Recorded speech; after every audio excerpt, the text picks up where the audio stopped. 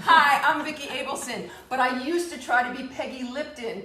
And my guest tonight on The Road Taken is Michael Cole, and I love him, and I'm so excited that he's here. I can't stand it. Okay, so we're live, so let's so I'm like still freaking out. Louise has seen me host 94 shows. Have I ever been like I have been today? No, you're a mess. I'm an absolute mess. My eye makeup is running. My heart is palpitating. I can't speak, and I was telling Michael that when I was 15 and in my bedroom in Queens, New York, if somebody would have told me that Michael Cole was going to be in my living room one day, that would have given me reason to live. So because you were there doing that, I had a reason to live. Oh God, you know, It's true. He's like, I loved Pete Cochran like crazy, but I love Michael Cole more.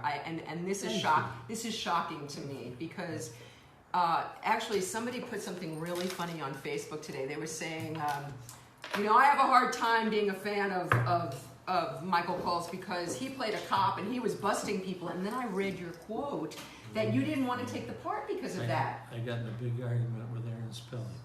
Tell us. We went over to, my agent told me, there's a really hot producer that's got an idea for a show. Uh-huh. And he wants to meet you. So he said Aaron Spelling.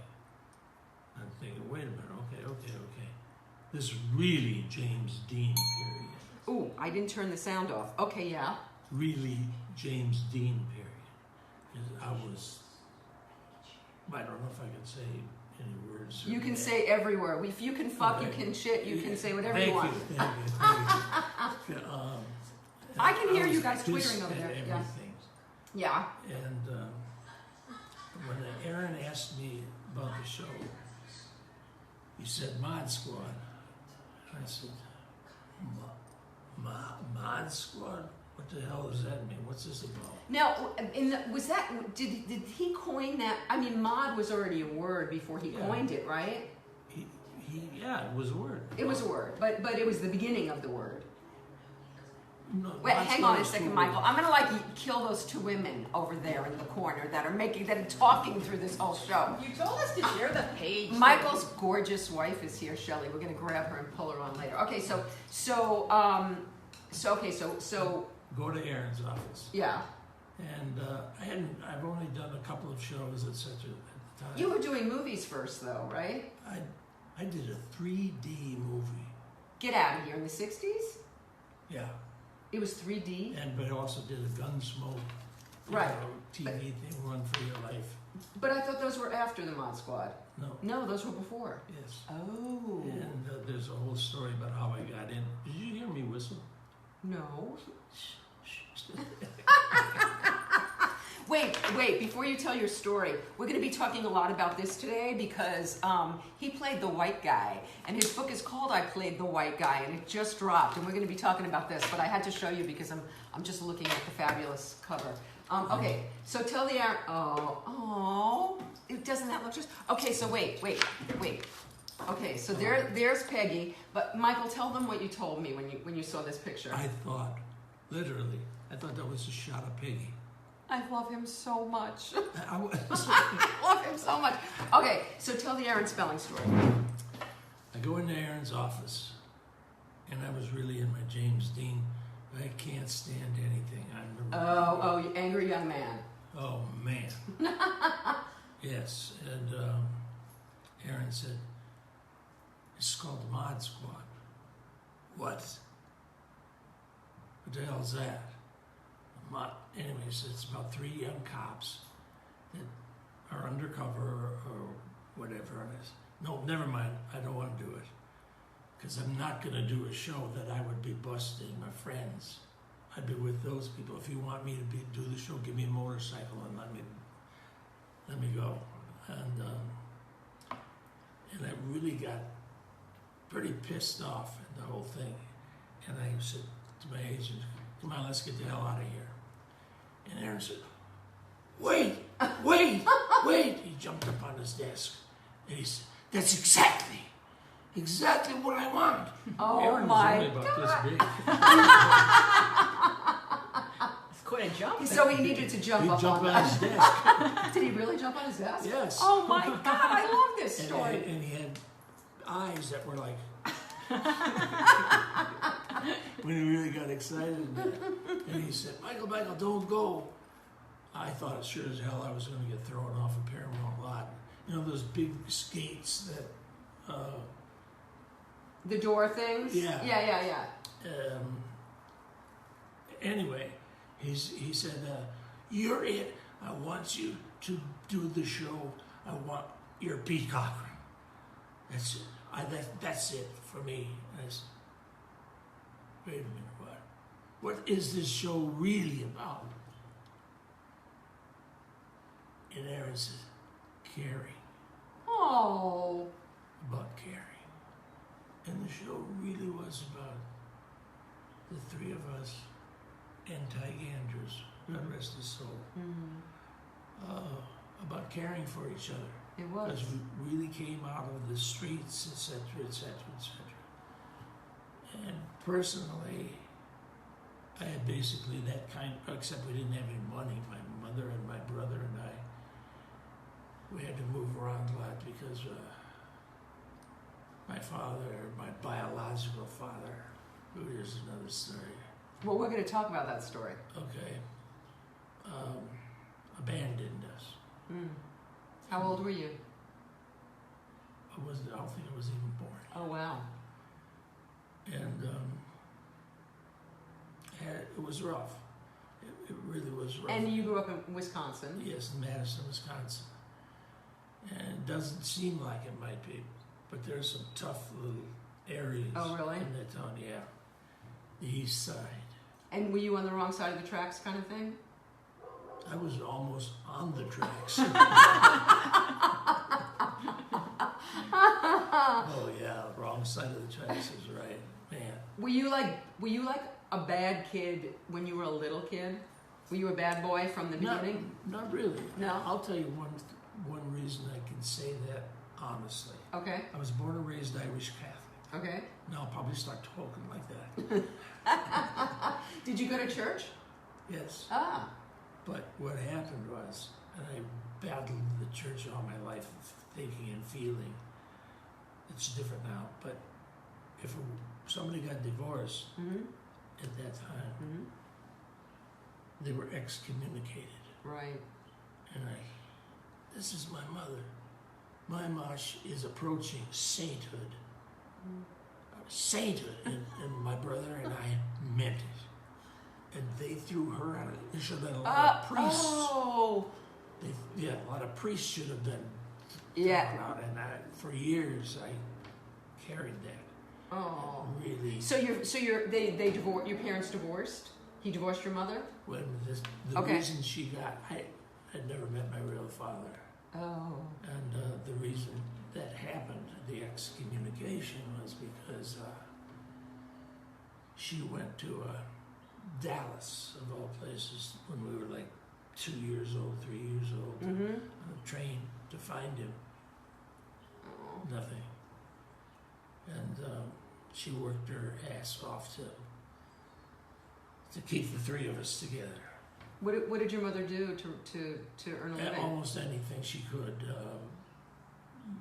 I mean, from taking in sewing and that kind of stuff, and washing dishes, but then finally she got a job, which was really neat, at a really good clothing store. And I know where she was going with this too.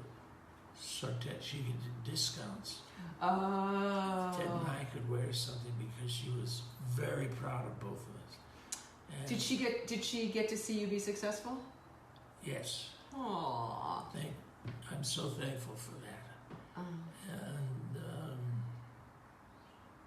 yes, I get choked up. Well, that makes two of us. I'm looking to see. There's all these people. There's so many people. I can't look right now, but what I want to say is Harry actually had a really good idea, Louise. When we get towards the end of the show, we're going to look and we're going to give people an opportunity if they have questions for Michael. That we'll actually go to the video. No, we're going to go to the iPad and we're going to take your questions, but not till later because first I'm gonna ask mine because I got him in my living room, and his wife is right there, so it's all above board and it's all cool. And Shelley is the coolest, and she's absolutely fine that I can't breathe in front of her husband. She's laughing at me. So you're a kid. There's not money. You're a good kid at the beginning. You're a good Catholic kid. We tried this. My brother was exactly the opposite. Oh. I tried to stay good. And Your brother was older. Yeah. 2 years older. And one time I stole a roll of dimes out of somebody's apartment. How'd you get into their apartment? No, Oh, you were already in the apartment. no, yeah, I was already in there Okay. because I was running around with one of the kids. We were about maybe 5, 6 years old. A roll of dimes. Whoa, this must be They're rich. absolutely. My mind was racing with all this stuff I could get with that. A lot of And candy. so the old demon, right? The old demon was on my shoulder. Do it, Michael. Do it. And so I took it, put it in my pocket, and walked out. I started feeling so guilty, Oh. so bad. Somebody even mentioned they thought my brother did it, and that's not going to happen. And if Ma found out, that chokes me up right there. So I did the next best thing. I took the roll of dimes and I threw it in the front yard. And I said, "Hey, there's your dimes. Right there, right." I don't know how they got there. Oh, but you weren't going to let your brother take the fall. Or not my mother to find out, yeah. Oh. I never would do that. So you had conscience as a kid. Did you continue to have conscience as alcohol? Okay, go ahead. Let me put it this Go way. ahead. It was one of the first times that I had to go to confession Oh. when I really had something to say. So what did you do the rest of the time when you were a You kid? make some nonsense up. Did you really? You're scared to death, for one thing. I mean, when they say you're going to hell, they literally mean it. And that's what they're telling this little guy.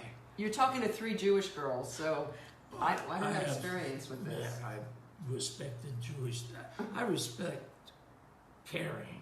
Mm-hmm. And Shelley has showed me. First of all, she taught me the 3 S words: schmata, schmutz. Oh, wait a minute. Schmuck? Is there schmuck in there? Yeah, schmuck. Schmuck. Yeah. So I felt Yeah, very when she came comfortable. in, she said she taught you the S words. That's Yes. hysterical. Schmata, schmutz, and schmuck. And the other S word is Shelley. Yeah, that's a good S word. Yes, That's a it good is. S word. See, we're teasing everybody because she's so gorgeous and she's sitting over there hiding, but we'll get her out here, I promise. Okay, so wait, before we get any further, I just want to give a shout out to our sponsors that I love and adore. So my fabulous hairdresser Nicole Venables, who I adore.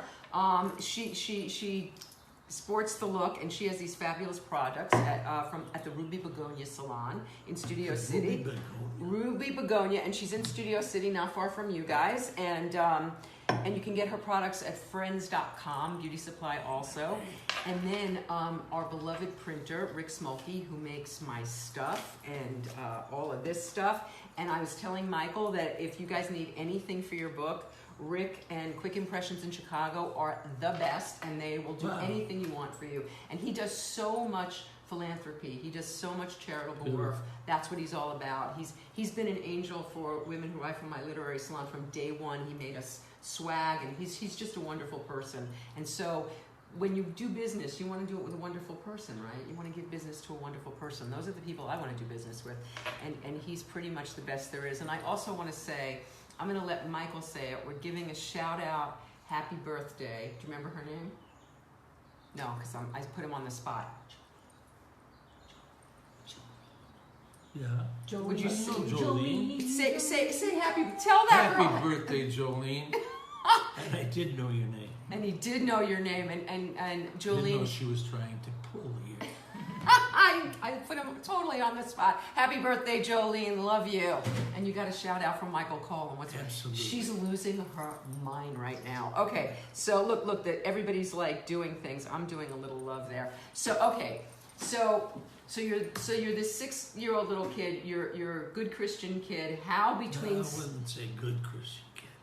All right. So when did you start going wrong? So how did the bad boys start surfacing? When did that happen?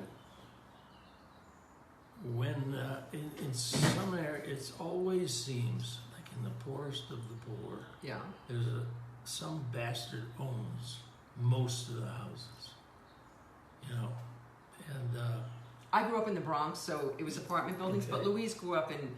Louise, was it like that in your town? No, I grew up in suburban Buffalo. Oh, okay. this was really like the wrong side of the tracks. As a matter of fact, the streetcar and train cars would go right down the middle of the street. So Wow. there was train cars, a big marsh, more tracks, etc., etc. That's what I'm sorry. So I was saying, at what point did this good Oh, boy yeah. start to go a little wrong? It started with the dimes. It started with the dimes. but I don't count that anymore because I You gave really them back. They went to You confession. said some bastard owned all the. Oh, right. Thank you, Louise. And so, thank you. It came time, my mom was getting totally beat up. She had to work every day and sometimes at night, just get a few things together so we could eat and stuff like that. And I would wait looking out the window for her to come home from work.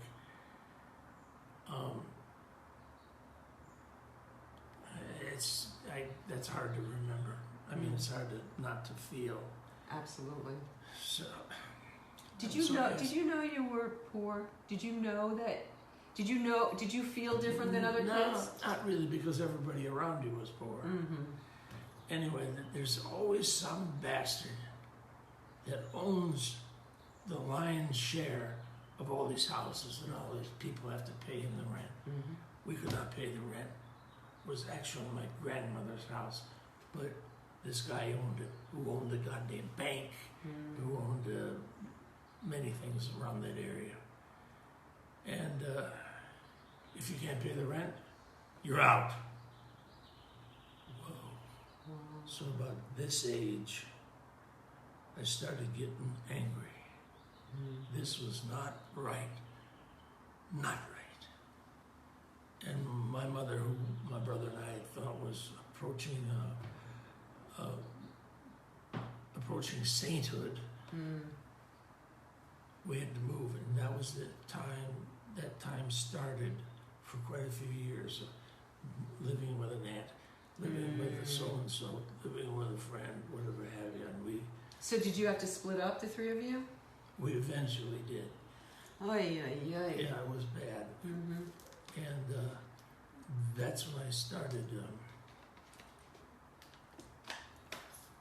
Actually, a few years forward, I know I don't want to get this out there because I know there's a hell of a lot of people out there that are alcoholics and drug addicts, etc., etc. I started at about maybe 11, 12 years old drinking. Wow. Not good. Do you remember your first drink? No. Really? I remember we stole some beer. Mm-hmm. Because, you know, we're in Wisconsin, it's, what do you want? And you were a tough guy. You know, if you could drink a lot, you were... Anyway, that's when I really started to go down, if you will. Most of my friends were either in prison or dead. Wow. At a young age, when you were like a teenager? Yeah, there was a couple of areas you could go to. I mean, a couple of places you could go. And one was right outside of Milwaukee. This is for bad boys, you know. I don't want to sound too bad because I gave that $10 back. You did. So you had, even though you were a bad boy and you were an alcoholic early, you still had conscience. Yeah, that comes from my mother. Mm-hmm. And as much as I hated to say it at the time, it came from my God. Mm-hmm. And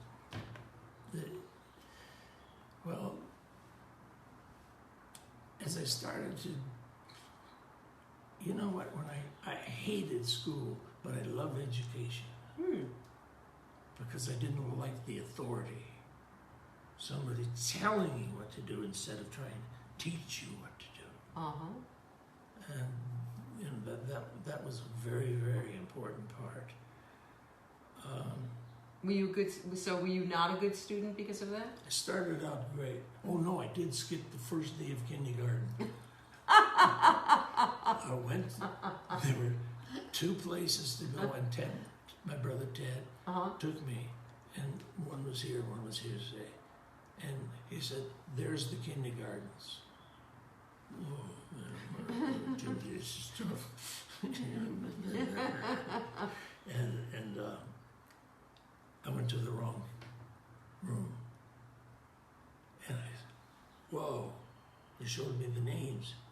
My name wasn't on here. Good. No school today. Wait, but you could already read, so. Yeah. Well, no, I couldn't find my name. He knew his name. He could find his name. Yeah, I guess You know, pretty good. That's pretty good that you knew what your name looked like. So, yeah, I did. Yeah. And I went out in the middle of the playground and sat there all day. No, by yourself? Yeah, waiting for my brother to get out of school, and then we went home. There's Aww. another interesting thing, to me anyway. Why do I still remember it? Because I always wanted to be on one of those trains that went by the house, like a Johnny Cash song. A plane went overhead, a little like Piper Cub or something like that.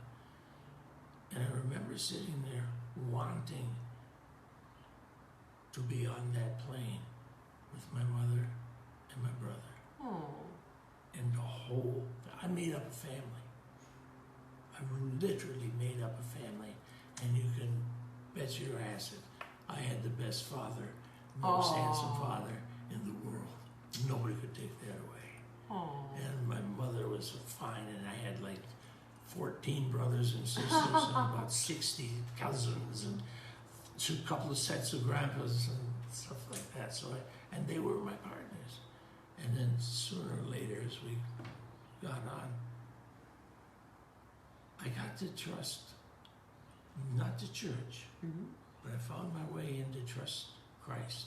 And Christ became my buddy. I said, "This is a really neat guy. He's caring for these people. He's doing." Now, when he back to the crucifixion, and yeah, he was really my partner. Every time I'd get in trouble, I said, "Well, what do I do now, Jesus? Jesus Christ!" Like that. So what kind of trouble were you getting into? What did trouble look like for you? Drinking and fighting mostly. Did you get arrested? Quite a few times. When you were young? Yeah. But the cops got to. I'm sorry, I didn't mean to interrupt. Not at all. But the cops got to know you, and they knew you weren't really bad.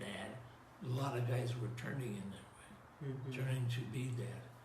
So at a certain age, or probably 15 or 16, a lot of my buddies were in prison. Wow. Did they put kids in prison when they're 15 and 16? No, they grew up and then they I see. graduated. They graduated to prison. From the boys' schools and all that stuff. I loved every one of them, and they loved me. And what was really neat is my mom loved those guys. Oh. They would come to her and say, "Mrs. Cole," when they weren't, they're on probation or whatever, parole. They would knock on the door, and we were adopted at this time. I spent, I elapsed a lot of time right in there, but, and they would ask Ma if she needed anything. Oh. I mean, these guys just got out of, Oh. yes, ma'am. Shovel snow or cut the grass or something like that. And this time we had a stepfather too. That How'd you get along with him? didn't. Was he good to your mother? Yeah, but she could see that we were really fighting, and so they really got together, and I'll never think otherwise. She fell in love with him after they got together, but I think they got together because he had a pretty good job. And she wanted you guys taken care of. It was the first house we ever had. Oh, Thank you. You knew that. of course. I'm a mother. That's Okay. yeah. And yeah, my brother was incredible young man. He went to the University of Wisconsin and graduated there, and then he became a military man. And he did a lot. Oh wow. And he would come and find me when I would run away and stuff like that. And he knew his father-in-law was the chief of police. Oh wow. Which He must have known. The chief of police must have known you well back then. you know what he did? Yeah, he gave me when I went back during mod squad and to say hello and he gave me a rap sheet of like a 12 to 15, 16, 15-year-old kid. And it was all shit like stealing a bike or doing stuff like that, but as a joke. And it wasn't really a joke. It wasn't your rap sheet. Yeah, it was. Oh, it was. Yeah, that's because my brother's father-in-law. That's hysterical. I love Okay. it. So you're. What was the first thing you wanted to be when you? So you grow up in this like tough, wrong side of the tracks. You don't have money. Your mother's struggling. You don't have a dad, and you see the plane.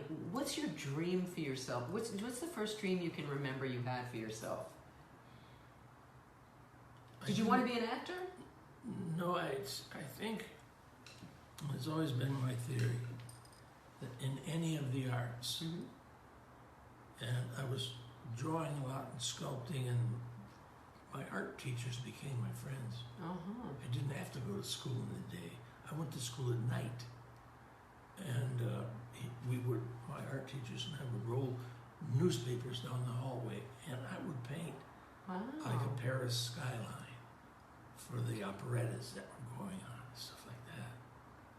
And my art teachers became my real buddies. Do you still do art? From time to time, Shelley yells at me every once in a while, and something will come out. But what I started to say before was, when you're involved in the arts, in the creative community, you don't have any choice. If it's real. It's at the end of I did a lot of plays after Mod Squad, and I'd come out and I'd talk to the audience. You did Cat on a Hot Tin Roof. Yeah, that's Oh, I can so see you as Brick. Oh, forget about it. Oh, I already had drinking down to a science.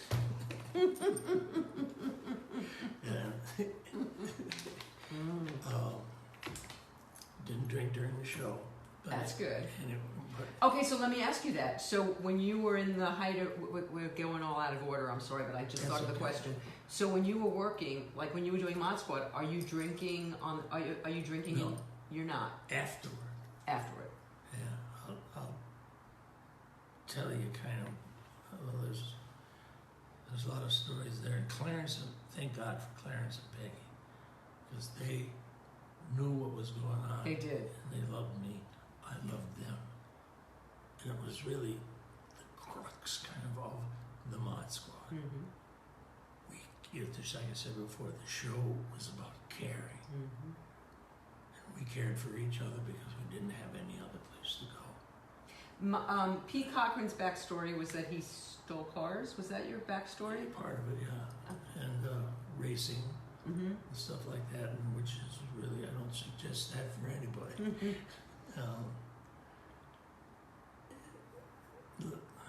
Okay, so I keep interrupting you. I'm like, I want to know everything. So I love this man so much. Oh God. So I love the fact that this real, I think of Pete Cochran and I think of you as like this bad boy. I was very attracted to that bad boy, but you were that bad boy with the attitude, but you're actually this really sensitive and soft and warm, and so that's just more credit to the actor that you are, is that you were able to play that so convincingly, but there's this incredible humanity in you. Yes, it was rough for a while because I think that's what kept me out of like doing time. Mm-hmm. And I had a lot of friends that say Michael or Mickey, they call me Mick. I'm for the Irish thing. And get a call, I'd call one of the guys there, I'd go visit them and say, don't do this. You don't want to be here. You're right. You're absolutely right. And so I got married at 16 instead. You what? Yes. Was that even legal? To quit school was legal, and I had to quit school before we could get married. And I married a really neat young girl. We were very much in love, but her father was very powerful wealth. Oh, wow. And he did not look kind on this little bastard from the other. Did you have a job? Like, how did you support your wife? I just had quit school, and there was a baby on the way. Oh, okay. And, that must have made her father very happy. Her brother was really an ass. But anyway, I gotta have the job. So I went out to Oscar Mayer. There was a big Oscar Mayer plant in Madison, and applied to be, as one of my buddies was, a meat cutter. Okay. It's legitimate. Wow. Okay. And I went there to join the union one day, a week or so, and one of the union guys comes up to me and says, "Hey, I'm sorry. We understand you've got some problems, and you've had problems with the police, etc. So we can't take you into the union." What the hell you mean? It's all on the waterfront? But I couldn't join the union. And so that job, and I know what happened.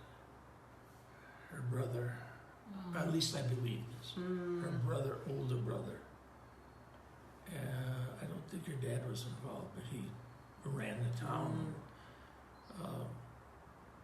But why would they sabotage you when you're going to be the father of the kid? Well, there was a lot of talk, and I went to these bastards. That baby's going to be born. I don't give a shit what you say. That baby is going to be born. And there were some threats coming down, etc., etc., and I really realized from being born kind of in the streets and stuff like that, if I got in trouble, kept getting in trouble, I was going to rob some joint or something because I had to feed my baby, our baby. And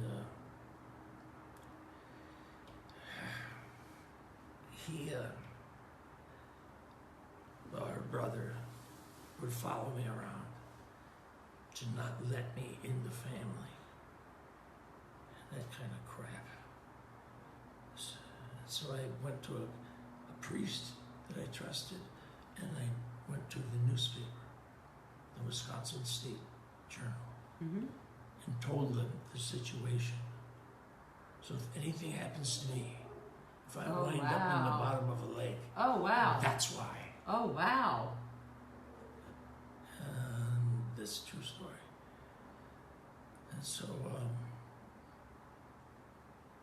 Candy was more. And did you get a job? What happened was really, thanks Christ, my buddy Christ, The old man wasn't as bad as I thought. This guy knew everybody and basically ran the state. Worked very hard and built an empire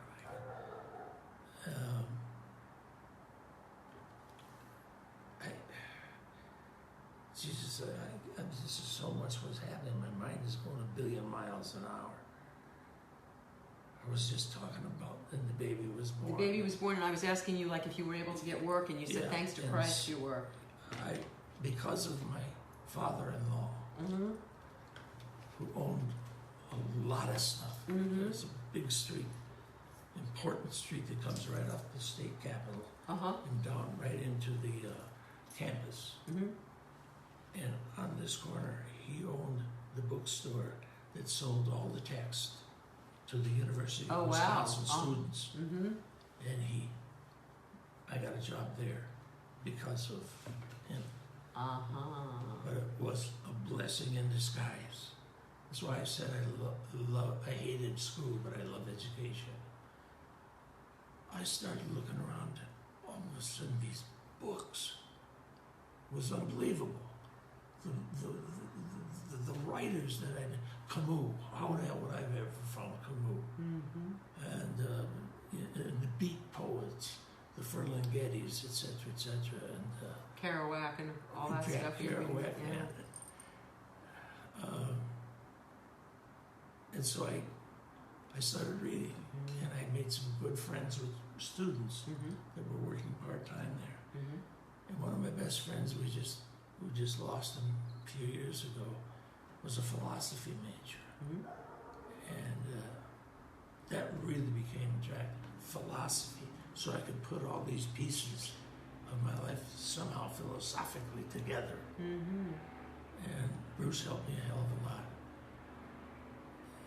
And as I went on, I got to know some of the professors, and they would let me audit their classes. Oh, wow. Like with school in 8th grade, there was one philosophy professor that was wonderful.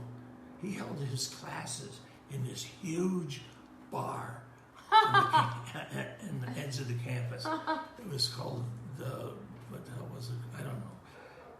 Anyway, he would have his whole class come down, pitchers and pitchers of beer. I said, Get can out I of come here. over? and absolutely, my God, Julius Weinberg still got philosophy books out there. Anybody's named Julius Weinberg has to be a professor, right? He was a beauty, and that's when I started thinking about learning. I hated school. You literally dropped out in 8th grade? Yeah. Yes. Yeah. And did I hear something that you had like liquor in your locker, or were you already drinking then? Oh, absolutely. Absolutely. How do you think I got through all those nights of painting Paris skyline? And were you in any plays in school? No. No. So you have not acted yet at all. No, but that was as close. I was kind of sneaking around acting, painting the skylines. Right. Okay. And my art teachers, actually, they were like my best friends. I had to move to Milwaukee right before I was 16, and then you could quit. Oh. In Wisconsin, anyway. And well, I had to leave. I had to leave Madison, and my friends, on the corner, that kind of thing. And I told my mom, I said, I'm not getting in any more trouble. I'm going to give this a shot. I'll come to Milwaukee. And she said, thank you, Michael. Thank you, Michael. And the last thing I remember in Madison was I was sitting on the curb. And I had a bottle of whiskey right in the gutter. Took a couple of huge swigs. And the last thing I remember was everything just faded to black. Mm. And I don't know, 3-4 days later, I woke up in jail. Ooh. And I had my little orange jumpsuit on and all that. And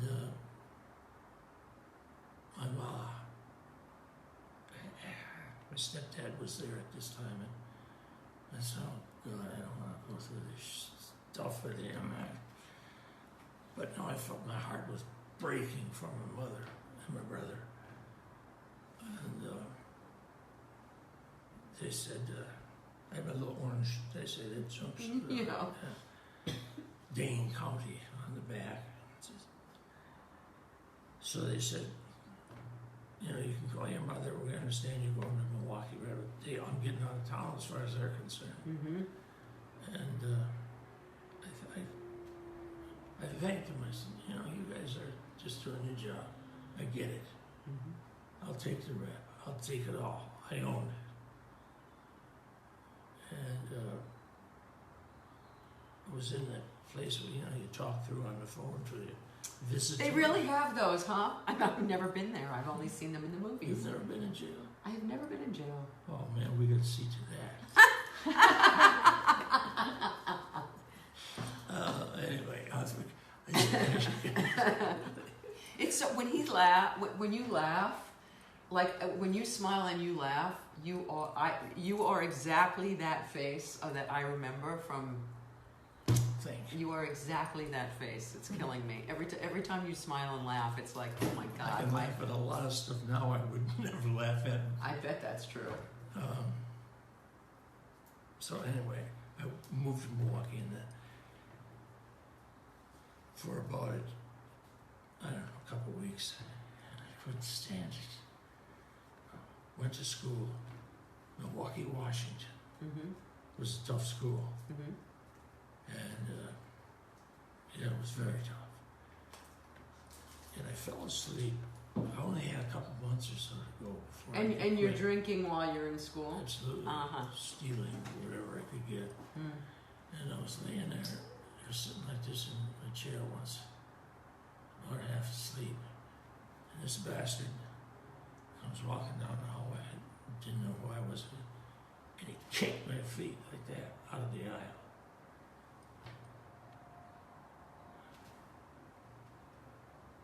Wait a minute.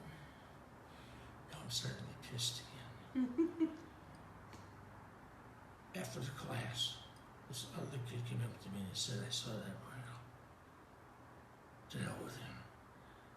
Found the son of a bitch. And I grabbed him. And I put him up against the locker. And slammed the goddamn locker on his head. And there was blood pouring all over. I said, you son of a bitch. And I don't know what really happened. And so the next day or two, I hitchhiked to school, but the guy was going further than the school, Uh-huh. than the bus. And so I went downtown. Mm-hmm. I got a couple bucks from God knows where, and I took a Greyhound back to Madison. Now they're really looking for me, because they know the school thing and the problems before, et cetera, et cetera. And I went back to Madison. Mm-hmm. And I wanted to be by my girlfriend, Mm-hmm. Sharon. And she got pregnant shortly after that. And I was staying with a guy that actually went to prison for quite a few years, staying with him and his mom and his brother. And man, it was tough. I'm not trying to bleed a sorrowful story or anything like that, because like I said, I did it. I'll take the weight for it all. Mm-hmm. I'm just sorry that I hurt my mother so deep. But we still love each other and my brother. How did she feel when Sharon got pregnant, and was she loving to the baby? Was What was that? What was that like? Boy, never forget. It was at this guy's house. Mm-hmm. Sharon was there, and it was like a hallway, a dark hallway. And she had told me hey, she was, and I said, I gotta call Mom. And we were really scared because I knew what we were battling on her side. And so I called Ma in Milwaukee for a minute, and I said, Ma, what do you think if Sharon and I got married? Oh no, you kids are way too young to get married. It might not be a question of age. Mm-hmm. Sharon's gonna have a baby. Oh, you kids, oh. And so I said, don't worry. Please try not to worry. We will work this out. I will work this out some way, but we're going to have our baby. And I don't care if that family can get wherever the hell they want, but I got my buddies. In fact, one night her brother came to the house where I was staying, banged on the door, and said, is Michael here? And I wasn't going to go, I was going to run out the back door. Yeah. He was a lot older, maybe 30 something, Oh, wow. some restaurants and all that shit. And he said, hold on, let's go for a walk. Go for a walk. I know what the hell this is going to be. So we left the house and started walking down the street. His buddy's car was going about this alongside of us. Something like that. And I could hear my friends jumping over the fences to keep up with us in the backyards of the houses we walked by. So, and finally I got pissed off. And again. That seems to be a theme. I stopped and I just said, why don't you and I go up to this hill in this park and we'll fight? You son of a bitch. And these kids, and then he heard the kids, and his buddy heard Your friends, yeah. jumping up, and they jumped in the car and took off. This is like the Sharks and the Jets. Yeah. You know what? I don't know if we've ever had a guest, Louise, who's actually acted stuff out for us before. Like, you're like doing like this whole show for us. I'm like having such a good time. It is. It's like, this is fantastic. You're like acting the whole thing like out. Billy Bigelow. Okay. Yeah. It's okay. So We got married. So you got married. You have the baby. Yes. The family then starts to accept you a little bit. Yes. And in fact, the old man respected me because they stuck to my guns. And him being as many battles as he's fought, the business and stuff like that, he started to really come around. And our little girl was Candy. And he bought her the first Christmas present she ever had. It was a little wind-up dog. That he thought it was funny as hell. Here's this guy, whatever. A tough guy. No, he was more than a tough guy. He didn't have to be tough, but his word was tough, like that. He was the boss of many things. Anyway, he wound this dog up, and Candy was sitting on the floor, about a year old or so, and he put it down. Here's this guy. I'm thinking, man, this guy met Al Capone. and the dog started and he thought that was the funniest shit. Now, honest to God, man, it was the funniest stuff in the world. And he started laughing, and then it all started to come, a lot closer.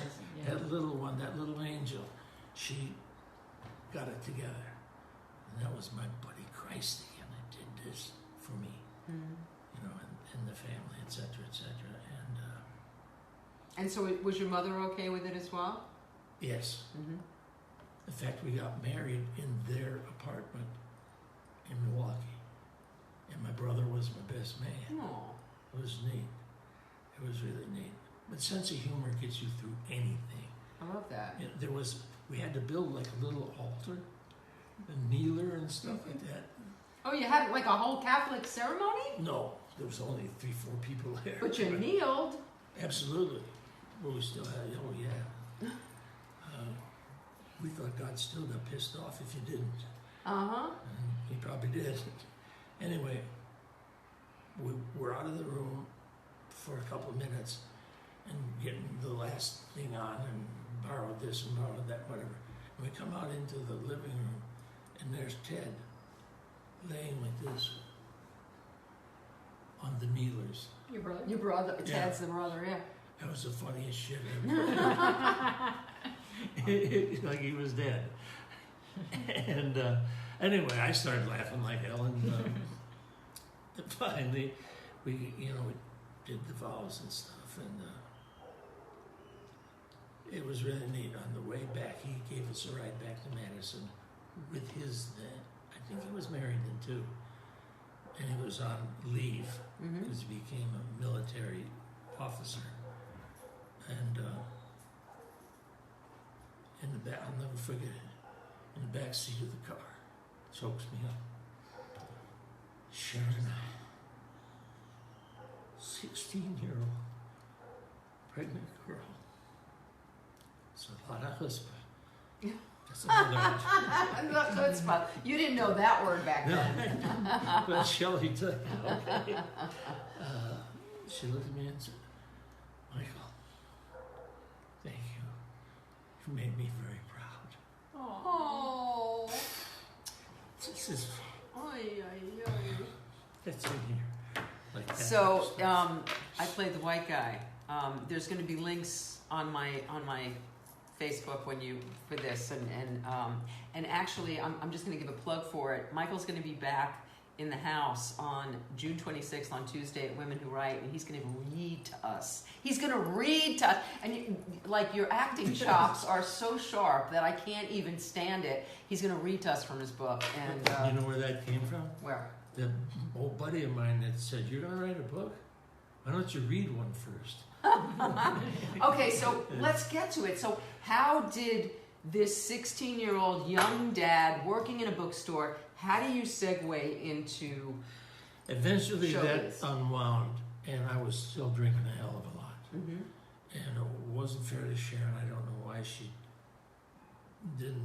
we didn't split sooner. How long were you married? 4 years. Okay. And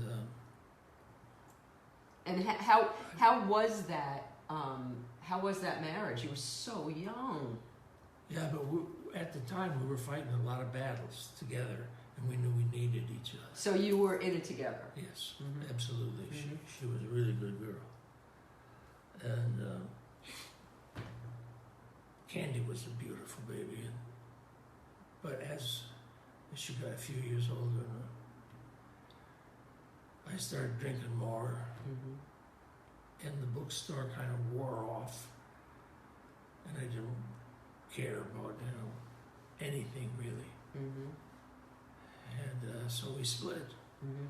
and she was going with another guy, Mm-hmm. which was fine Mm-hmm. because I didn't want Candy, and then later a boy was born, Jeff. Oh, you had two kids together. Yeah. Uh-huh. And Shelley's the reason that Jeff and I are very close and love each other today. Oh. Yeah. What, were you estranged for a number of years? Yeah, Oh. quite a few. Oh. But we made friends on the phone. How about with Candy? Did you stay? Not as much. Candy lived up in northern Wisconsin with her mom and the guy she married. Mm-hmm. And I had already left for San Francisco, like with Kerouac, and that's what he said. No, I'm getting. Yeah, I'm sorry. I'm interrupting your story. So we were talking about you were talking about Jeff. Is that what we Oh, go? We right. wanted to get to Mod Squad. Yeah. That's cool. Yeah. Yeah. Like, how did you go from being such a Okay. young dad to Because becoming when I left court that day, Mm-hmm. it was the longest walk I ever had. Mm-hmm. I had nothing.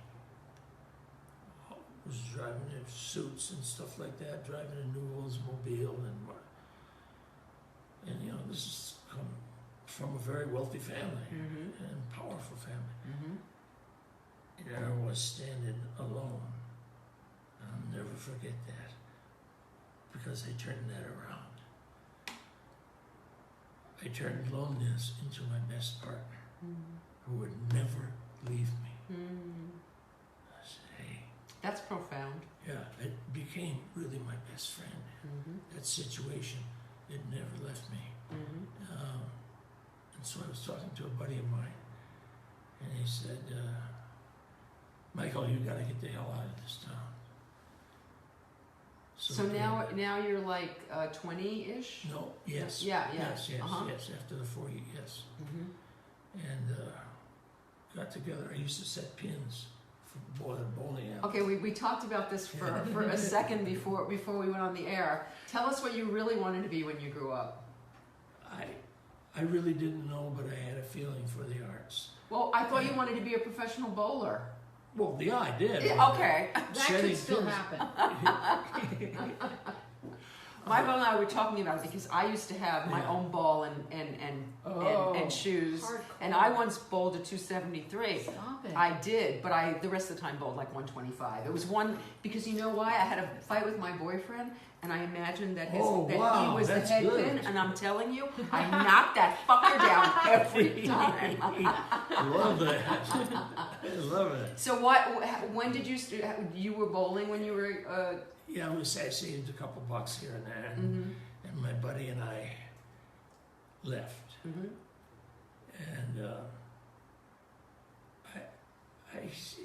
it was good, but it was scary for me anyway.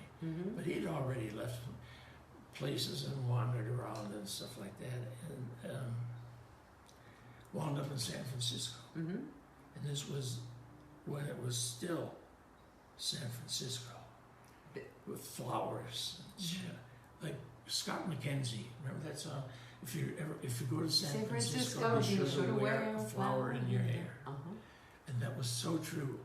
And so what year was this? 67. That's the summer of love, I think. Yeah, that would be it. 66 or 7. Yeah. Because now we're getting closer to Mod Squad. Right. And very good. Thank you.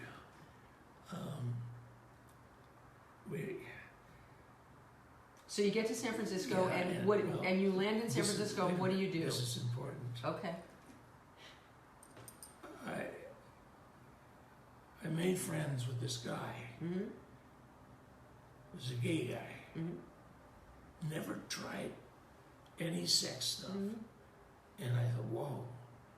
And he also worked for this huge lighting company that did the lighting for the drama department at Berkeley. Here we go. We're getting to the story now. And he asked me if I wanted to go with him to work because he would set the lights and all that. And he said, he said, Michael, will you get up there on the stage? Stand over there because I got to get this spot over here. And is this the first time that you're on the stage? Yes. This is such a movie story. This is a movie. This has to be a movie. This is a great. This, I played the white guy, has to be a movie. Okay. I wish Sean Penn was a little bit younger. Yeah, I think Harry Styles will play you. Okay. Is Harry Styles like a bad boy? Oh yeah. Oh, is he really? Okay. Because we need an Irish bad boy. Yeah, he's is got what the look. we need. Sure. There you go. Yeah. And anyway, I stand over here. Right. And I started responding in my heart, my unconscious stuff, to the audience. Wow. I could feel, and I felt safe. And wait a minute. I'll just tell them the story. And the first play I ever did, anyway, actually, the guy, I needed a job, obviously. And my friend loaned me, or gave me like $50 or something like that, and I from San Francisco, caught a Greyhound to Las Vegas, where I worked as a bartender for quite a while. And I saw a lot of the headliners. And old Elvis was even in town that day. Wow. And of course Sinatra and Sammy and all, who got to be pretty good friends with because he did a couple of mod squads. Oh my Wow, God. that's right. I can remember. I can see it in my head. Wow. Oh wow, that's so Yeah, it great. was- man. That's crazy. And anyway, I worked in Vegas as a bartender and bar boy, Mm-hmm. and we got I saved some money because I didn't gamble. I went to on the way out of work once. This oyster, we worked in a place called the Oyster Bar that was right off one of the casinos, Mm-hmm. and Bobby Darin Whoa. came in there. Whoa. And Mr. Darin, can I get you, sir? And he said, no, I'm fine. I said, we started chatting, and I told him about acting. Because Dick Clark, so Bobby Darin was the most talented guy he ever saw. Yeah. And that's pretty good. That's pretty damn good if Yeah. Dick Clark's saying it, yeah. And Bobby left, and then in comes Louis Armstrong. Seriously? That's a pretty good gig you had there. Oh, man. It just... Holy cow. It was feeding that thing in my head. That in show my busy heart. thing? Yes. Mm-hmm. And Mr. Armstrong and I talked for like over an hour. He got a bowl of soup. He was just getting ready to go on somewhere on the strip. And yeah, he helped. He encouraged me. He said, you got to do this, Mike. You got to do this, Mike. You know, and the part of the story that's really important is that you were gorgeous. I mean, you were ridiculously. You still are, but you were. Oh my God, you were literally the teen pinup perfect 16 magazine guy. Thank You were, I'm getting- yeah. oh, Oh my God. So I'm imagining that while you're doing that, you're having a lot of girls. Is what I'm thinking. No. no. Because that wasn't my style, really. Hmm.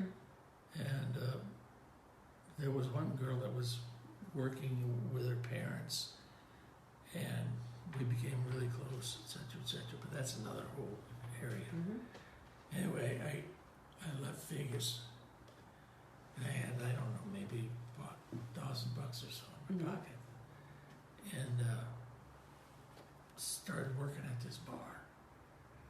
And it was a gay bar, actually. It was right across the street from a beautiful big theater called the Huntington Hartford. Uh-huh. And the cast would come over after a play, and it was a small bar, but they would sit at the bar and they would talk about acting, et cetera, et cetera. And I would, oh wow, this is really neat, and I get in on the conversation. And one night a producer comes in, and he says, Michael, I understand you want to be an actor. How did you know that? So-and-so told me. What you have to do is study. Study.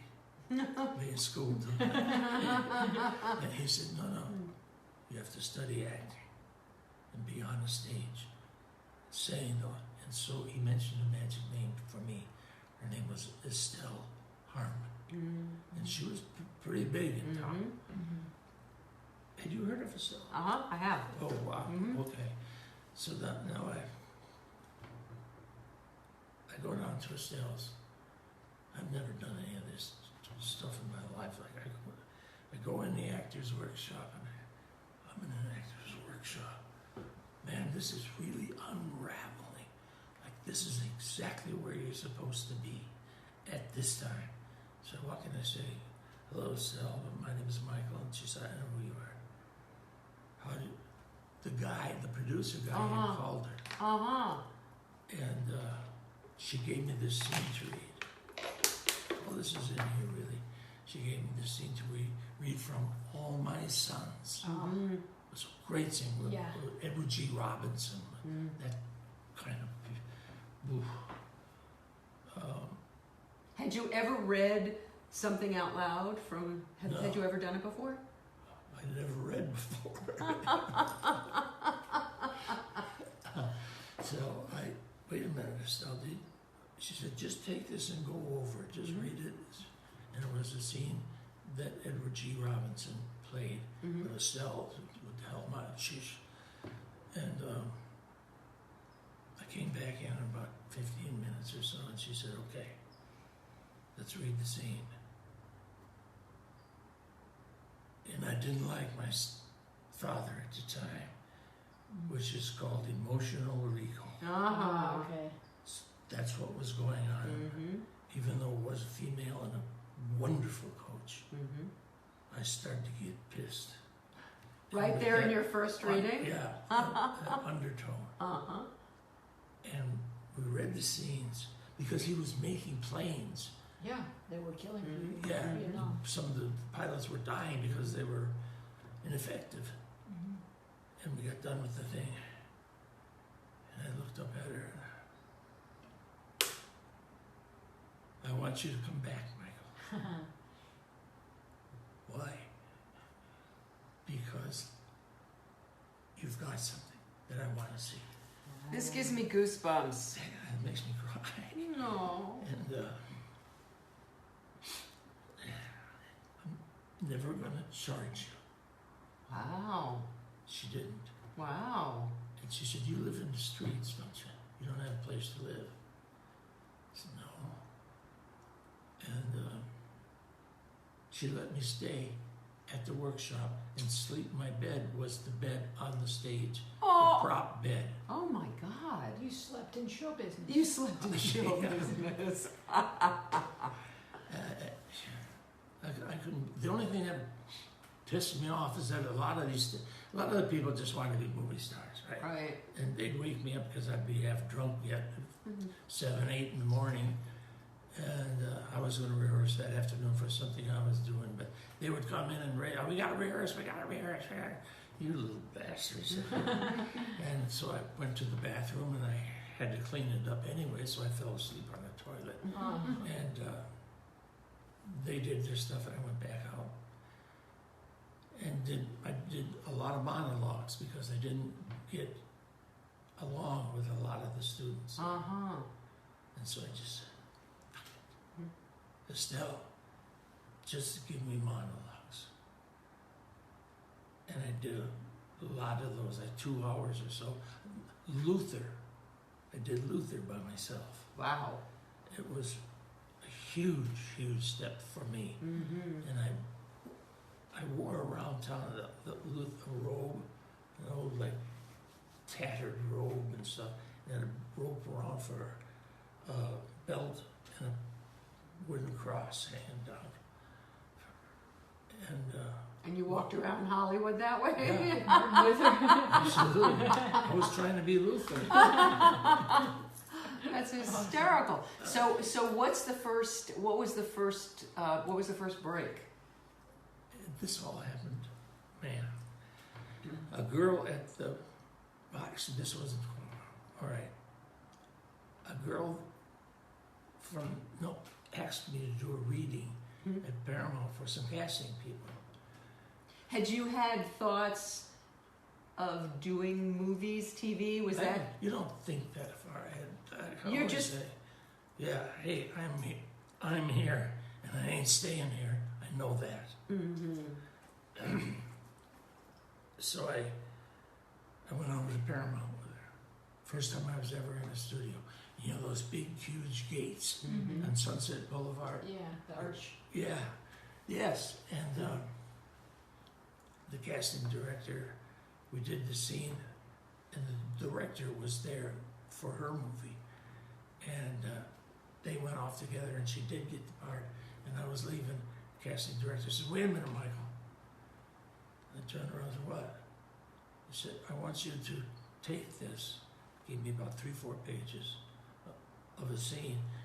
And he said, Sterling Silliphant is writing a series right now, and I think he should see you. Wow. As we all know, Sterling, man. He said, go back over to Estelle's, learn as much as you can, and come back at 4 o'clock, and Sterling will be here. In one day, this all happened. This is crazy. Yeah. And so the girl and I went, and Estelle helped us for that time, and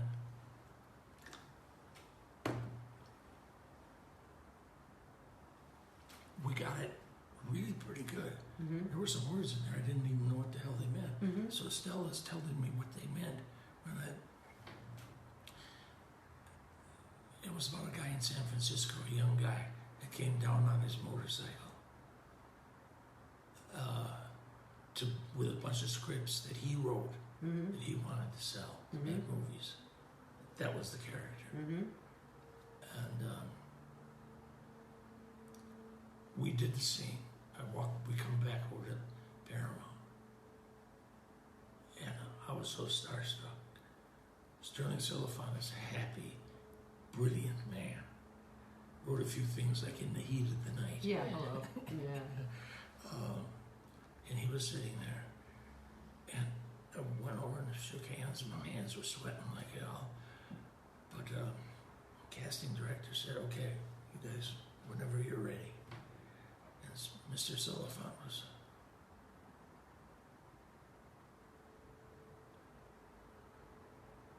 like that, and I could sense that.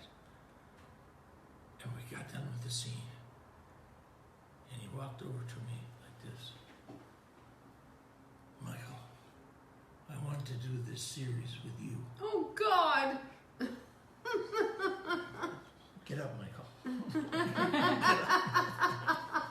Wow. That's the way it happened. Wow. And there was an agent that was in the next room, Mm-hmm. office, that heard part of this, and he knew Sterling was he knew Sterling, so Mhm. funny, he was a good agent. Mm-hmm. He only had a small stable, but really good agent. Mm-hmm. And he came in and said, I heard part of that. And I've been talking to casting. Oh, so you got an agent that day too? Yeah. Wow. That's Man. a pretty good deal. That's a pretty good It's a day. good day. That's a good day. I couldn't believe it. I ran back to Estelle's. No. It was, how the hell? The phone rang. And Mr. Silliphant and the agent were standing there. And casting said, hey, it's for you, Michael. What? What did I do now?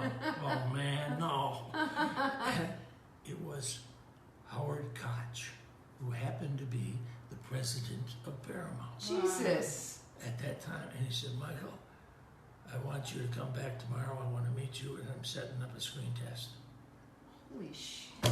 in one day. This is a movie. This is right out of a book. I played the white guy. Oh my God. This is the way it exactly happened in one day. Oh my And God. I ran back to Estelle's, and she was standing outside. Yeah. And big smile on her face. The casting guy had called her. They knew each other. And I started to tell her.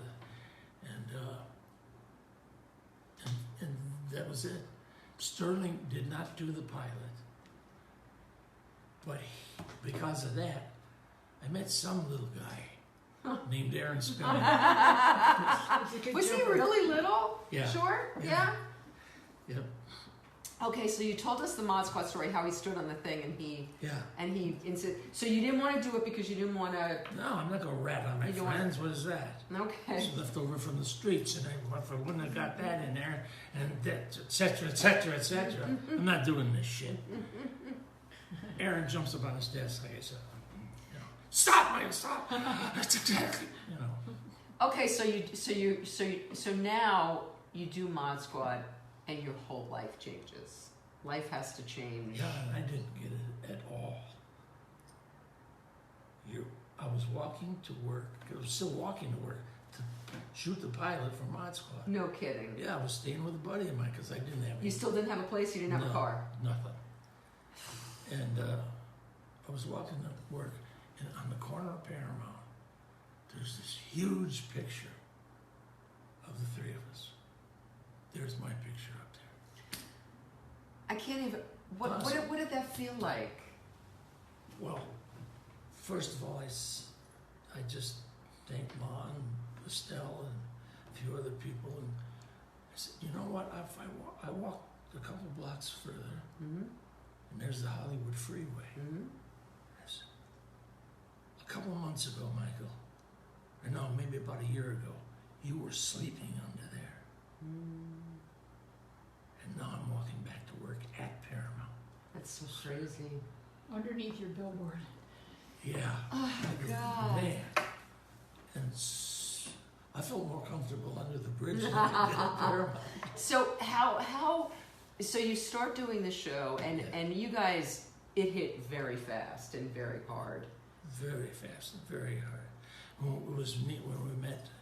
They all wanted Peggy. They wanted Peggy, but she was hanging around with some little guy that had a band called the Beatles with Paul McCartney. Oh my God! Yeah, I almost dropped the phone once. He called the station. Said, "Peggy there." Holy shit! Well, yeah. Oh my Mr. God! McCartney. He called? Yeah, they were going out together. They were an item, like. I don't remember when he was going out No, with that Peggy was Lipton. before. It was before Mod Squad. Wow. Oh, so it was before she was like Before famous. Quincy. Right. Well, way before Quincy, yeah. Yeah. She liked What a beauty musicians. he was. So how when you first met Peggy and Clarence, like, was it instant chemistry for you Yes. guys? When I walked, I'd heard of Clarence because he's a Broadway guy, Mm-hmm. and I've heard of him over at Estelle's, Mm-hmm. and his reputation as a brilliant actor Mm-hmm. preceded him, Mm-hmm. and so the day we met, going over to Aaron's office to meet Clarence, and I said, "Hey, Mr. Williams," shake my hand. He said, "Michael," and it went like this was with our hands, and we got that shake. And Aaron was standing right over here, and he was watching us, and something worked. We became instant friends, Wow. and then it turned into loved friends. And Peggy came. When Peg came to work, they wanted her, like I said, Peg was hired then, and we were on location somewhere out in the desert or something like that. She had been really running around and working very hard. And we were sitting in the back seat of the car that was going to drive us back to the studio. And she said, "Mick, I'm really beat. Can I lay down?" She said, "Yeah." And "No, that's okay. She put her head on my lap. And I started to stroke that beautiful hair. And it just went right into me. I realized I loved this person. That came across with Peggy too. Oh, totally. I was going to ask this question before we went on the air, and I waited till now to ask it. But was there ever? Did you and Peggy ever? No. We made a law, Mm-hmm. and it worked beautifully because we really were fond of each other. Mm-hmm. But then Quincy came on the scene, and that took care of that. Right. And Elvis. Right. She was with Elvis? For a little while. Wow, that girl's had a life. We got to talk to Peggy. You can get her. She's got a book I would. Oh, called Breathing Out. will you introduce me to her? I would love to talk to her. I can't say I will or won't. Because Okay, we you don't have have a to. bond, the three of us, that You you don't would never invade anybody else's. I totally respect that. Thank you. I respect that totally. Uh, So, all right. So you have a bond that you're not gonna go there. Right. We said these characters Mm-hmm. cannot. It's a different show totally, right, Ben? That if we got Yeah. together and were Yeah. boyfriend and girlfriend, etc., totally different show. Absolutely. But we would get that look every once in a while. Oh, that chemistry was always Yeah, there. I mean, yeah. I Yes. always felt that that under. Yes, it made me feel comfortable because those two Mm-hmm. had been around before, Mm-hmm. and I didn't know what the hell was going on. Well, how about in real life though? Did you guys have a spark in real Yeah, life? Claire and I, no, No. Clarence and I had a spark of loving friendship, Mm-hmm. and we hung out all the time, etc. I was really neat, hanging around with Pete and Link. Go down the street, cause accidents, and shit. Oh We had a God. black man and a white man. Mm-hmm. That wasn't at that time. Wasn't that? Mm-hmm. Oh, Those were the civil rights days. I mean, You I bet. was marching and stuff when you guys were doing that. good. Yeah. Good. I'm sorry. Okay, Clarence. so you're walking down the street with Clarence, and you also told me right before we went on the air that you guys are about as close now as Yes. yeah. Clarence went back to Broadway, did a lot of plays, and then he started doing a few really good movies. And he's a powerful actor. And Peg started doing Twin Peaks, I think. Right. Not too long after that. And I started doing guest shots and this and that and whatever. That's Cat on a Hot Tin Roof came along there not too long after. And who was your when you were doing Cat on a Hot Tin Roof, who was your Maggie? I wished it was her. Really? She did a are you lot an of actress? plays. No. She was. Yeah. Her. Anyway. Who was your Maggie? We had different ones because I took it around the country. Okay. And anybody that we'd know? No. Okay. The very first one, I didn't think, I wasn't really getting that, like, you gotta be fed. And I called the zoo in New Orleans. That's what we were shooting. I'm saying, whoa, this is what Mr. Williams wrote it. Yeah. And I called the zoo and said, what time? And they knew what it was, et cetera, et cetera. And what time do you feed the tigers? Said at 4 o'clock. So I said, can I come down? He said, are you kidding, Mr. Cole? Blah, blah, blah, blah. And so I went down there the next day at 4 o'clock. And the guys were there with their bucket with the meat in it. And that tiger was a Bengal, about 2 years old or so, maybe a little older. But he was back in the den, like, so they could put the meat out in front of them in the middle of the cage. And then they put a bowling ball alongside the nice meat. callback. Yeah. And then, they came back out, thank God. And all of a sudden, boom, they opened the door. And the first time I saw him was, he came looking out the thing.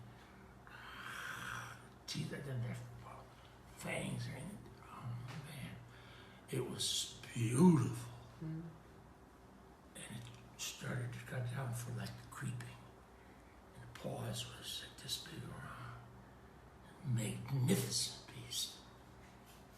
And he started creeping over to the meat. And then he saw the bowling ball. He didn't know what the hell the bowling ball was, of course. But he thought it was going to get the meat. And so, like in about 2-3 steps, bang! He knocked that bowling ball like a ping pong ball around the cage. Bing, bing, bing, bing, bing. And grabbed the meat and went back into his house like that. And that's Maggie. She was after Brick's money and Big Daddy. And she'd do anything to get it. That cat is Maggie the cat. Wow. So that's what I used as an actor. That's terrific. And That was very clever. the first opening scene of the cat is when I come in my bathrobe and one crotch, right? Because I broke my leg. It's in the bedroom, isn't it? Yes. Thank you. And first line is, Maggie, do you want me to hit you with this crutch? I said, I will hit you with this crutch. Go at her. And she got scared every goddamn night. So you knew that your performance had to pull the performance out of the Maggie. You knew that you had to go to the zoo. Yeah, she was scared every night, and etc. Big Daddy was really good, but as we went around to different places, we had to change casts. And Another thing that you did that I adored was Stephen King's It. I didn't have much to do in that, but it was fun to do it. It was, what you did was great, very memorable. It was excellent. Thank you. It was excellent. Thank you. Okay, so I could sit here and talk to you forever. We've been talking for an hour and a half. But okay, what I want to talk to you about before. Shelley to say, shut the. That's enough. What I want to give everybody a taste of before they read I Played the White Guy is, how did you hit your bottom? How did you and Shelley connect? And how did you get sober? What happened? It was a few years after that, and things started to dry up. I moved to the woods. I got divorced again, and I moved to the woods Mm-hmm. in Mulholland. Mhm. And Louise lives up there, kind of. and there were some cabins up there. Mm-hmm. This was really up on top, and it literally was a log cabin. Mm-hmm. And I just wanted to get the hell out of everything. I knew I would miss my daughter from when I had the second marriage, but I had to get out of there. Mm-hmm. How long were you married the second time? A couple of years, few years, but I was really drinking and it was my fault. I'll take the weight. Mm-hmm. I had a beautiful girl named Jennifer. Mm-hmm. Sunset hair. The Irish Colleen. Mm-hmm. I moved up to the mountains and stayed there for quite a few years. Mm-hmm. And Drinking. yeah, Mm-hmm. and my 2 cats. Mm-hmm. One day I got a call from a friend that said, why don't you come down to this restaurant? There's a really good jazz singer. Mm-hmm. And so I went down there, and why not? And I walk in the place, and I was with some friends.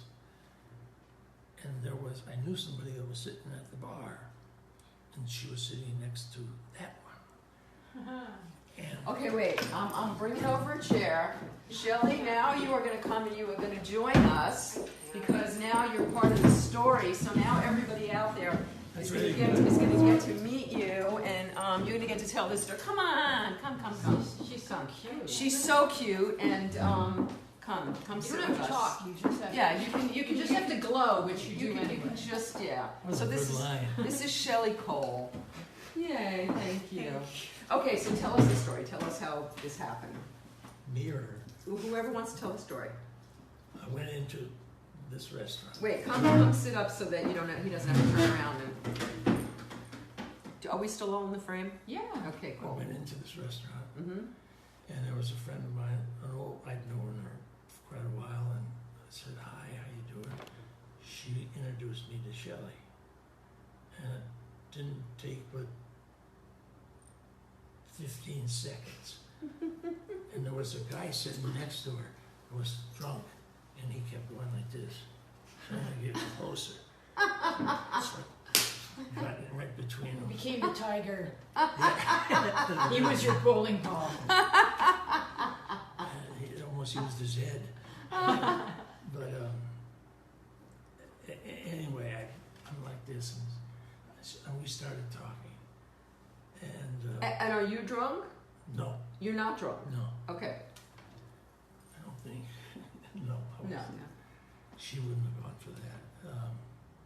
And we started talking, and I learned how did somebody this pretty, and she's got an incredible job. She was with Rolling Stone, I think, at the time. Oh wow. Rolling Stone, yeah. What'd you do at Rolling Stone? Well, my career was in advertising sales, so essentially for all of the time I worked, it was between Rolling Stone and GQ. I did 10 years at both of those magazines, and then proudly, briefly, I was involved with George, which was John Kennedy. 10 Oh years. yes, I know. Oh God, I got to see him once up close at a fruit stand, and I gather you had dealings. Yeah. Oh, what a Yeah. wow. Anyway, Mm. How's that? Yeah, that's something. Man, if it's good enough for Kennedy, it's probably good enough for me. Yeah. Those are some pretty great magazines to be Yes. working Yes. for. Very Yeah. proud. Yes, Yeah. yes. And we just talked about the Lakers, talked about Showbiz talked about Camus. Yeah, we went to Camus. Camus Oh. and The Stranger and some philosophy and stuff. And I didn't want this to end. So it was closing time. And I asked her, I didn't know what the hell she'd say. Look at that look. This is not my venue. This is yours. And I asked her if she wanted to come up to the cabin. Mm-hmm. And I did not. I swear on my mother's life, I did not have any ulterior motives. Because there's not much sex in Camus. Oh, wait, before you finish, had you been a fan? Oh, yes, and the Well, you weren't a fangirl like I'm a fangirl, though. no, but the irony is that I was married young, and my first husband was with the ABC affiliate in Portland, Oregon, and his job was to promote Oh my God. the celebrities in the new shows in those days. Richard Chamberlain? Robert, what was his name? Anyway, Room Robert 222. Constantine, Thank you. That was Michael. Michael Constantine, yeah. Anyway, and we were supposed to have had dinner To with PR the show. to PR the show. Michael was on tour with Clarence. We were supposed to have had dinner together, and they pulled Michael and Clarence off the tour because they were We got a little incorrigible, rowdy. basically. And so we, at the time, I ended up having dinner with Ty Andrews. So fast forward, That is crazy. it's crazy. And the number of times when I moved to Southern California that we were at the same room and the same party at the same place, but never. I always This say is a movie. I played the white guy as a movie. I always say the universe protected me because Until he was ready. exactly. Okay, so how did that? Okay, so you guys get together. We're gonna fast forward to you. How quickly do you realize that he has a problem? I think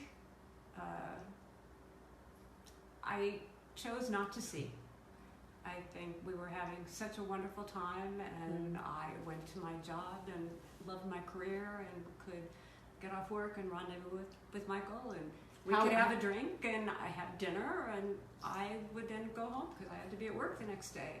So he was able to camouflage, I think, and mask it from me, and I also think I didn't want to see it. So there's a lot of the codependency issues. I'm in that program too. And eventually it became clear to me, and I knew. How long? I think that was, we'd been together about 4 years. Yeah, And 2 years. and I just finally realized I needed to get some help, Mm-hmm. and I did, and then I knew that I had to be able to, I wasn't about to give an ultimatum I couldn't keep. So I had to get strong enough to know that I loved this man enough to say, I can't watch you kill yourself and or your career. And so thank God, I was eventually able to find an expert in recovery that he met with, was willing to, and spent about 6 months with Ray. And I remember at the time thinking there was not, the use of any medication to stop him drinking. It was all about Michael saying he wanted to control his drinking, and in my mind, an alcoholic couldn't, but this was the way he was approaching this. And at the end of those 6 months, it wasn't working, obviously, and there were lots of tears and cajoling and all of the things, and I finally just said, this can't work. And so we did an intervention, and it was that day. Ray said, Michael, I can't take your money any longer. This is not, clearly you can't control your drinking. This is not working. You have one arm around the bottle and another arm to steady yourself, and doesn't leave. An arm for Shelley. Right. Yeah. Mm-hmm. So we presented him options of treatment, and of course he fought that initially because it was too frightening to even imagine. Mm-hmm. But that day when we left, he was 3 days later at Betty Ford, and that's our miracle. So And how many years ago was that? And we met in 1989, I don't know, and then we 20? were so- married in 1996. So I waited to make certain that, you know, sobriety was part of our lives and how that changed our relationship and So was there any, because sobriety, I'm sober and sobriety does change a relationship. My marriage actually fell apart when I got sober because we've been getting high together, and so that didn't, you know, we stayed together many years after that, but it was a problem.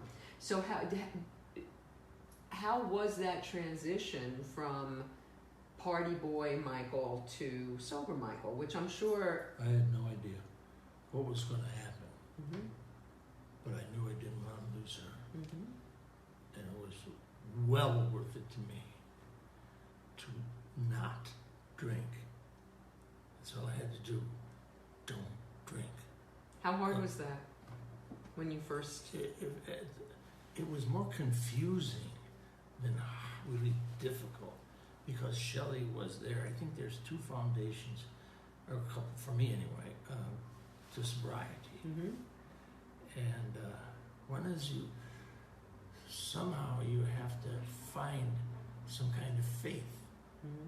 some kind of, A higher power. that works. Mm-hmm. And the other is to be fortunate enough to be loved Mm-hmm. by somebody that you respect. Not everybody has that. I know. A lot of people get sober who don't have that. I'm You're lucky. I'm You're very lucky. lucky that Very you have lucky. that, because a lot of people have to ride that road alone. They bottom out and they don't have that. we saw a lot of relationships at Betty Ford Yeah. that had the same situation, that the relationship couldn't survive after Mm-hmm. one person got sober. But And some people aren't in a relationship, but their lives crash, and they have no choice but to get sober, and they do it alone. You know, but that's the thing, is nobody ever has to do it alone, That's right. and that's the miracle. It's a we thing. I don't know if you have but program's a huge part of my life. I've been to 5 meetings this week already. Wow. Yeah, I go to a lot of meetings, do a lot of service. You know, Yeah. in the past have done a lot of service, and it's what kept me sober, and it Right. also No, that's a changed my lesson. life. It's a lesson for everybody. Any alcoholic or drug addict or whatever. If we can do it, believe me, you can do it. Absolutely. And how, so quality of life, let's talk about that for a moment for people that might be thinking, oh, maybe I want to get sober. No, I don't want to get sober. What's life like? How did life transition for you as a sober man? You spent a long time getting drunk. I spent a long time getting high. What's life like as a sober person? The most important thing is that I can fully give and receive the love of Shelley. That's off the top, and that's one of my God things. It has never really bothered me. Mm-hmm. I think, this stubborn Irish. Once I made the click, Mm-hmm. Brick was always looking for the click. Mm-hmm. And Yeah, cat. remember that? I really had to stick to that and made amends. How's this? Because of Shell. Mm-hmm. Made amends. I called my ex-wife the mother of the 2 children. Oh, right. We're going to go full circle now, because you were Yeah. saying that Shelley helped you get back with Jeff. Okay, so what happened when you called the wife, the ex-wife? And I told her, what do you think of me call? Because I didn't, the last thing I wanted with Candy and Jeff was to,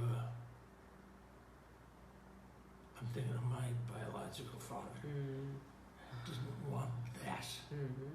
So that was food, actually, to, I'm not going to be like that. I'm not going to hurt any more Mm-hmm. people.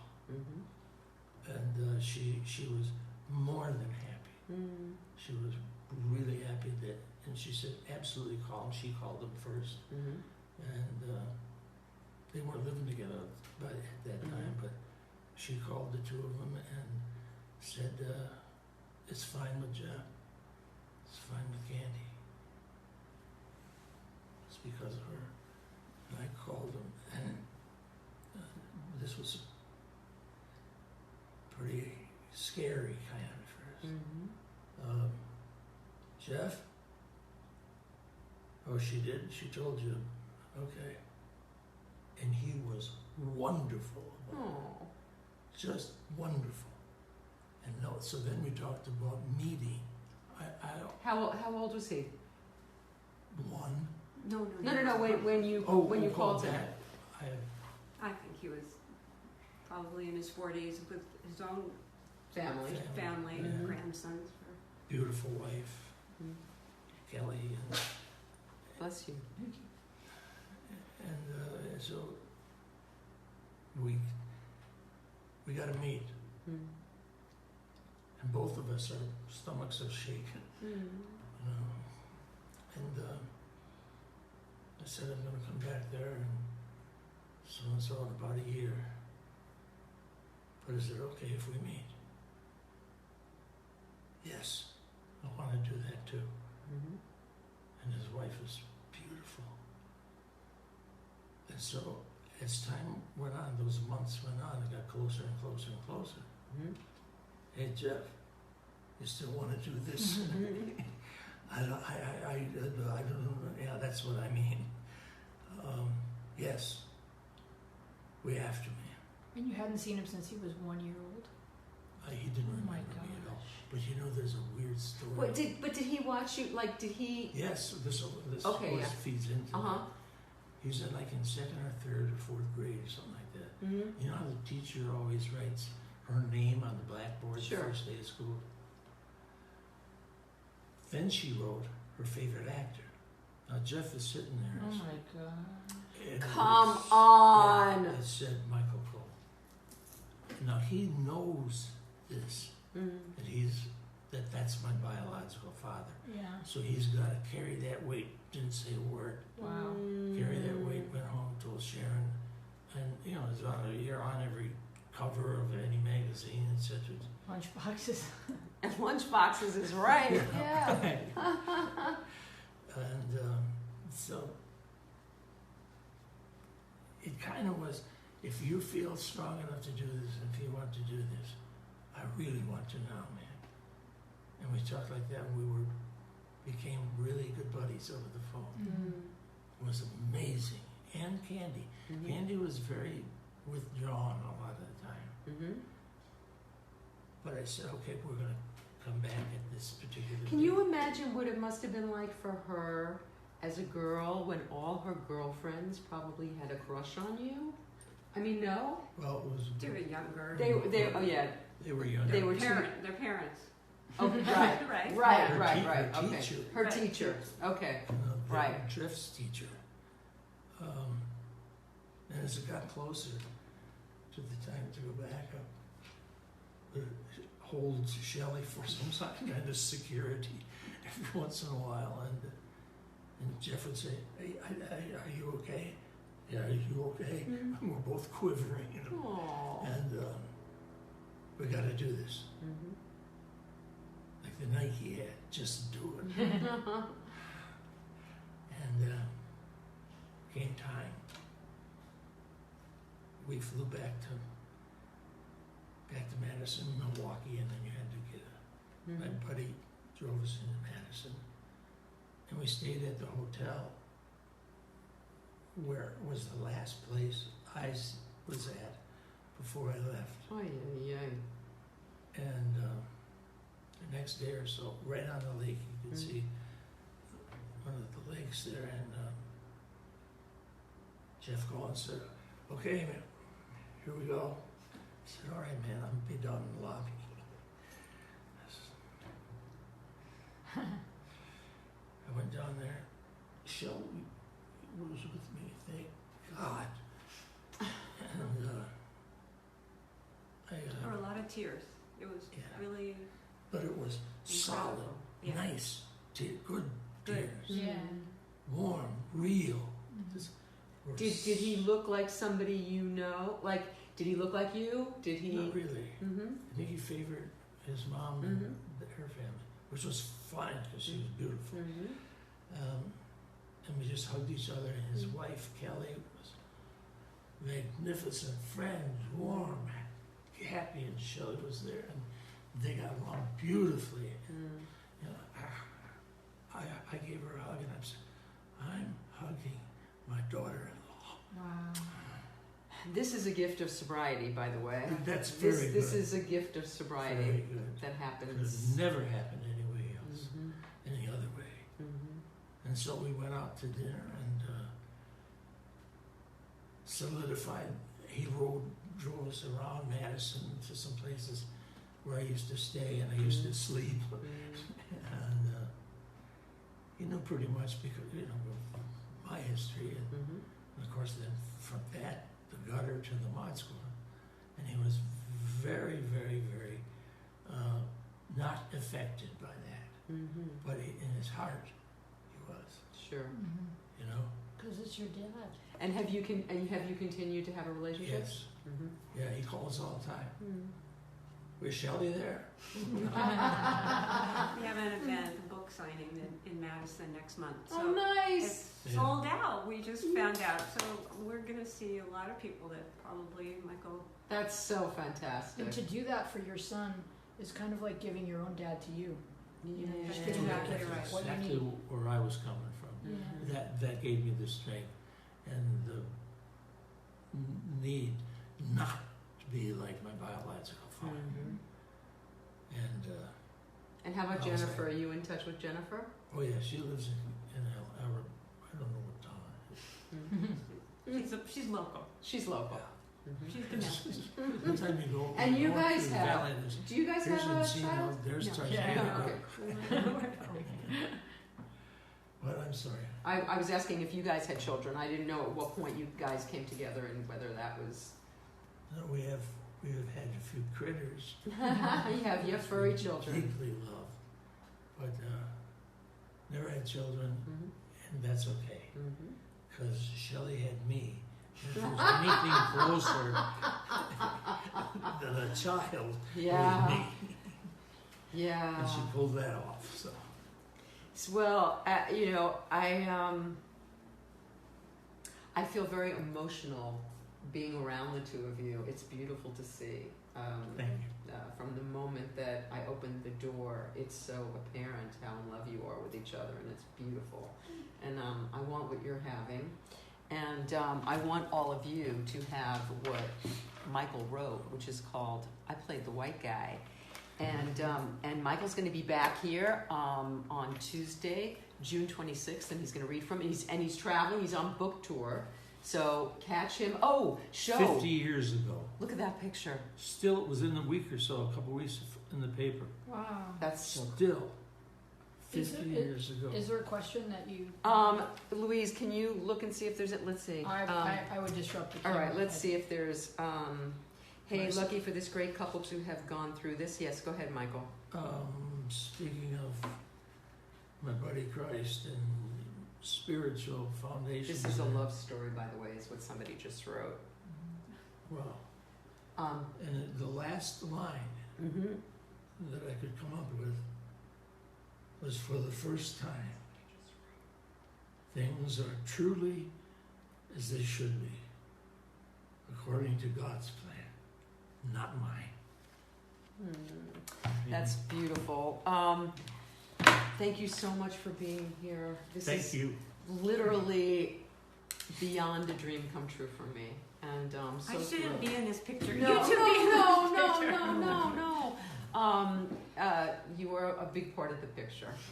And Louise, thank you so much for doing this, and thank you so Thank much. you. And I can't wait to have you both back in the living room in June. Have a wonderful book tour, everybody. I Played the White Guy. You can get it on Amazon. You can get it in the bookstore. I Played the White Guy. What a read! I can't wait. Thank See you next week. Thank It was you both. beautiful. Yeah.